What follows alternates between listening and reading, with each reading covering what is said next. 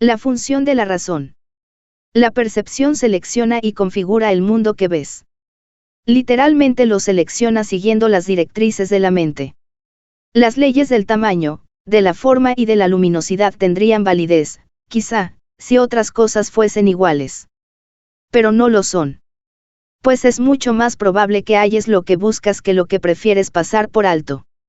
La apacible y queda voz que habla en favor de Dios no se ve ahogada por los estridentes gritos e insensatos arranques de furia con los que el ego acosa a aquellos que desean escucharla. La percepción es una elección, no un hecho. Pero de esta elección depende mucho más de lo que te has dado cuenta hasta ahora. Pues tu creencia acerca de quién eres depende enteramente de la voz que elijas escuchar y de los panoramas que elijas ver. La percepción da testimonio únicamente de esto, nunca de la realidad. Puede mostrarte, no obstante, bajo qué condiciones es posible tener conciencia de la realidad, o aquellas en las que nunca sería posible. La realidad no necesita tu cooperación para ser lo que es. Pero tu conciencia de ella necesita tu ayuda, ya que tener esa conciencia es algo que tú eliges. Si le prestas oídos a los dictados del ego y ves lo que él te indica ver, no podrás sino considerarte a ti mismo insignificante, vulnerable y temeroso. Experimentarás depresión, una sensación de no valer nada, así como sentimientos de inestabilidad e irrealidad. Creerás que eres la desvalida víctima de fuerzas que están más allá de tu control y que son mucho más poderosas que tú. Y creerás que el mundo que fabricaste rige tu destino. Pues tendrás fe en eso. Pero no creas que porque tengas fe en eso, ello pueda hacer que sea real. Hay otra visión y otra voz en las que reside tu libertad que tan solo están aguardando tu decisión. Y si depositas tu fe en ellas, percibirás otro ser en ti. Este otro ser considera que los milagros son algo natural. Pues son tan simples y naturales para él como respirar lo es para el cuerpo. Constituyen la respuesta obvia a las peticiones de ayuda, que es la única que él ofrece. Los milagros le parecen antinaturales al ego porque no entiende cómo es posible que mentes separadas puedan influenciarse unas a otras. Y si estuviesen separadas ciertamente no podrían hacerlo. Pero las mentes no pueden estar separadas. Este otro ser es perfectamente consciente de esto. Y así, reconoce que los milagros no afectan la mente de otro, sino la suya propia. Los milagros siempre cambian tu mente, pues no hay ninguna otra. No te das cuenta de hasta qué punto la idea de la separación ha interferido en el ejercicio de la razón. La razón mora en el otro ser que has excluido de tu conciencia. Y nada de lo que has permitido que permanezca en ella es capaz de razonar. ¿Cómo va a ser posible que aquel segmento de la mente que está desprovisto de razón pueda entender lo que es la razón, o comprender la información que ésta le podría suministrar? De ese segmento pueden surgir todo tipo de preguntas, pero dado que la pregunta, básica solo puede proceder de la razón, él jamás la podrá plantear. Al igual que todo lo que procede de la razón, la pregunta básica es simple y obvia, si bien, aún no se ha planteado. Mas no creas que la razón no la podría contestar. El plan de Dios para tu salvación no se habría podido establecer sin tu voluntad y consentimiento. Tuvo que haber sido aceptado por el Hijo de Dios, pues lo que Dios dispone para él no puede sino aceptarlo. Y Dios no dispone nada sin su Hijo, ni su voluntad depende del tiempo para consumarse. Por lo tanto, lo que se unió a la voluntad de Dios tiene que encontrarse en ti ahora, puesto que es eterno. Tienes que haber reservado un lugar en el que el Espíritu Santo puede morar, y donde ya se encuentra. Él tiene que haber estado ahí desde que surgió la necesidad de él, la cual quedó satisfecha en ese mismo instante.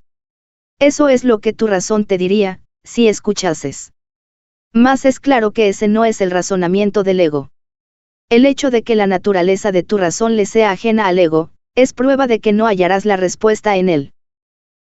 No obstante, si esto es así, dicha respuesta tiene que existir.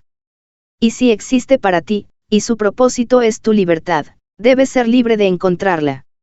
El plan de Dios es muy simple, nunca es indirecto ni se derrota a sí mismo. Dios no tiene otros pensamientos excepto los que extienden su ser, y en esto tu voluntad tiene que estar incluida. Así pues, debe haber una parte en ti que conoce su voluntad y la comparte. No tiene sentido preguntar si lo que tiene que ser como es, lo es.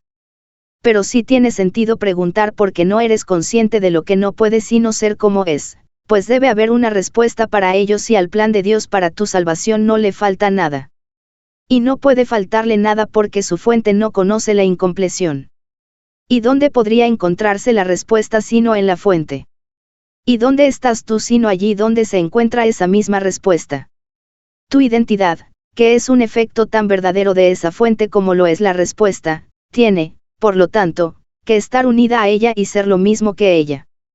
Por supuesto que sabes esto, y mucho más que esto. Pero cualquier parte del conocimiento supone una amenaza tan seria para la disociación como todo el conocimiento en sí. Y dispondrás de todo el conocimiento con cualquier parte de él. He aquí la parte que tú puedes aceptar. Puedes ver lo que la razón te señala porque los testigos a su favor son inequívocos. Solo aquellos que son completamente dementes podrían hacer caso omiso de ellos, y tú ya has dejado atrás esa etapa. La razón es un medio que sirve para los fines del Espíritu Santo por derecho propio. No se puede reinterpretar ni recanalizar para que se ajuste a la meta del pecado, tal como se hace con otros medios. Pues la razón está más allá del alcance de los medios del ego. La fe, la percepción y la creencia pueden estar mal ubicadas y servir de apoyo tanto para las necesidades del gran embaucador como para las de la verdad. Pero la razón no tiene cabida en la locura, ni se puede adaptar a sus fines en modo alguno. La fe y la creencia están firmemente arraigadas en la locura, y conducen la percepción hacia aquello que la mente ha considerado valioso. Pero la razón no participa en esto en absoluto. Pues si se aplicase la razón, la percepción cesaría instantáneamente. La razón no forma parte de la demencia, pues ésta depende enteramente de la ausencia de aquella. El ego nunca hace uso de la razón porque no es consciente de su existencia. Los que son parcialmente locos tienen acceso a ella, y solo ellos la necesitan. El conocimiento no depende de la razón, y la locura la mantiene afuera.